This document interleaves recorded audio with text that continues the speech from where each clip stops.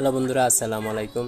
তো সম্প্রতি ভাইরাল হওয়া ড্রাইভার আবেদকে নিয়ে যে ব্যাপারটা হচ্ছে, সেখানে দেখা যাচ্ছে যে ড্রাইভার আবেদ বেশ অনেকের কাছে প্রশ্ন ফাঁস করার ক্ষেত্রে সহযোগিতা করেছেন। এখন তারা চরম বিপদে আছেন। এখন কেন চরম বিপদে আছেন, এই স্ক্রিনশটটা দেখুন, তাইলে বুঝতে পারবেন। তো এখানে আমার দুইটা প্রশ্ন। একটা হচ্ছে যে আবেদ যখন ড্রাইভার ছিল তাহলে তার ইনকাম খুবই কম ছিল। তো তার ইনকাম যেহেতু খুবই কম ছিল, তাইলে তার একটা লাইফস্টাইল ছিল। তো সেই লাইফস্টাইল থেকে সে কিভাবে এত ধীরে ধীরে এত বিলাসী জীবনযাপন, এত লক্ষ কোটি টাকার যে সম্পত্তি অর্জন, তারপরে তার চলাফেরাতে যে এত পরিবর্তন, এরপরে সামাজিক যোগাযোগ মাধ্যমে যেভাবে দান খয়রাত বা হজ করা, এরকম বিশাল যে ইসলামী কাজগুলার ব্যাপারগুলো দেখালো, দান খয়রাত করার ব্যাপারগুলো দেখালো, সহযোগিতা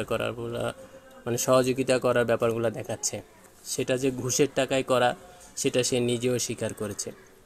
এখন কথা হচ্ছে, এখন টনক নড়ছে কেন? আর এখন যে মিডিয়ার মাধ্যমে যেভাবে ছড়াচ্ছে, যদিও ছড়ায়, তা তাকে নিয়ে শেষ পর্যন্ত কি ফলাফল আসবে বা তার কোনো সমাধান করবে কি না, অথবা দেখা গেল যে এই যে অন্যায় করলো তার কি শাস্তি হবে, এটার কি শেষ পরিণতি আমরা জানতে পারবো এই মিডিয়ার মাধ্যমে, নাকি এটা একটা ভাইরাল বা ট্রল হিসাবেই থেকে যাবে? আর তার যে এত উন্নতি হচ্ছে আর্থিকভাবে, সেটা কি আশেপাশের মানুষগুলা দেখে নাই বা জানে না? নিশ্চয়ই জানতো। তাহলে আশেপাশের মানুষগুলা যদি জেনে থাকে, তাহলে তারা কেন তখন এই ব্যাপারে মুখ খোলে নাই? তার মানে এটা থেকে স্পষ্ট হয় যে তারাও এই ঘুষের লেনদেনের সাথে জড়িত ছিল।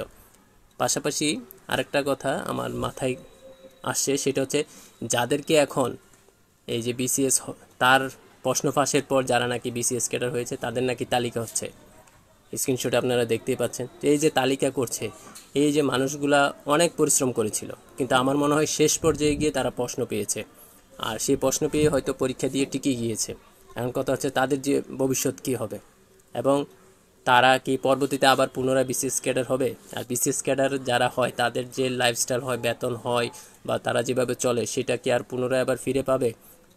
এখন এই দুইটা প্রশ্ন রয়ে যায়। তা আমার কেন জানি একটা মতামত, আপনাদের মতামতও চাই।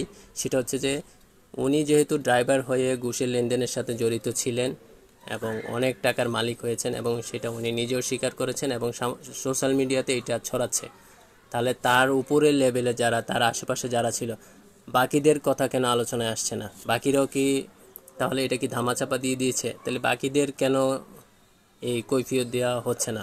এবং তারা যে জড়িত ছিল এটা তো চাক্ষুষ প্রমাণ হয়ে যাচ্ছে, কারণ আমার সামনে একটা মানুষ এত সম্পদশালী হয়ে যাচ্ছে, আমি কেন কথা বলছি না? নিশ্চয়ই আমি এটার থেকে লাভ পাচ্ছি।